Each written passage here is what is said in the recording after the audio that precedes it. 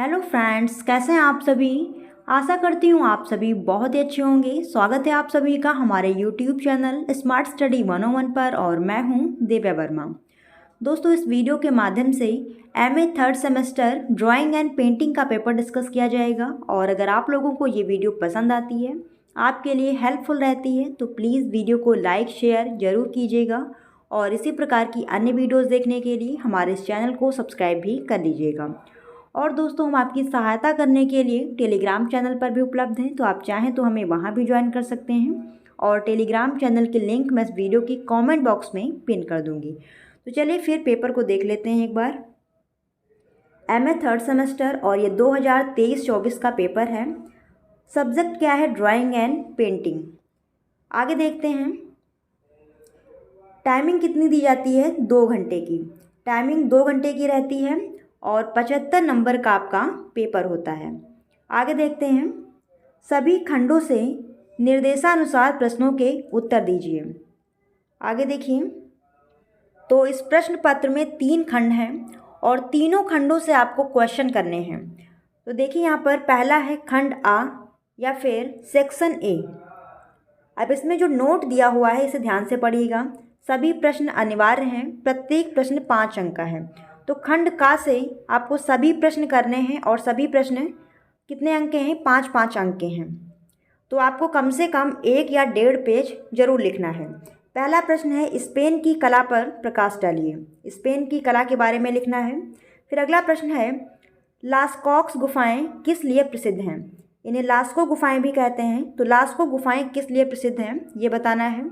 फिर अगला प्रश्न है सी नियोक्स की गुफाएं कहाँ स्थित हैं? इन्हें नियाओं की गुफाएं भी कहते हैं। तो नियाओं की गुफाएं कहाँ स्थित हैं?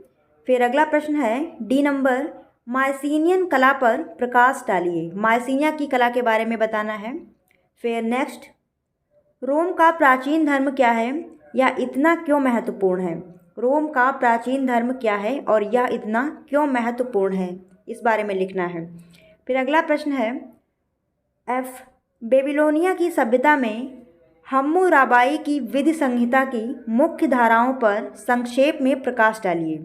बेबीलोनियन सभ्यता में हम्मुराबाई की विधि संहिता के बारे में आपको लिखना है। विधि संहिता की जो प्रमुख धाराएं हैं उनके बारे में आपको लिखना है। फिर अगला प्रश्न है जी नंबर मिस्र के पिरामिड के बारे में आप क्या जानते हैं? मिस्र के पिरामिडों के बारे में बताना है। फिर अगला प्रश्न सुमेर की सभ्यता कितनी पुरानी है? फिर असीरियन सभ्यता के महत्व पर प्रकाश डालिए। तो ये हो गए 9 क्वेश्चन जो आपको सारे करने हैं, एक भी छोड़ना नहीं है। फिर अगला आता है सेक्शन बी या फिर खंड बा। अब इसमें नोट दिया हुआ है, इसे देखिए। किसी एक प्रश्न का उत्तर दीजिए। प्रत्येक प्रश्न 15 अंक का है। तो इसमें कुल 4 प्रश्न हैं खंड बा में और चारों क्वेश्चंस में से आपको केवल एक क्वेश्चन करना है। तो पहला प्रश्न क्या है देखिए। न्यू किंगडम के दौरान मिस्र अपनी शक्ति के शिखर पर पहुंच गया, सिद्ध कीजिए। न्यू किंगडम के दौरान मिस्र अपनी शक्ति के शिखर पर पहुंच गया, इसे सिद्ध करना है। फिर अगला प्रश्न है प्रश्न संख्या 3। प्राचीन मिस्र के इतिहास में राजा तूतन खामुन का मौत का मुखौटा क्यों महत्वपूर्ण है? प्राचीन मिस्र के इतिहास में राजा तूतन खामुन का जो मुखौटा है वो क्यों इतना महत्वपूर्ण है, इस बारे में लिखना है।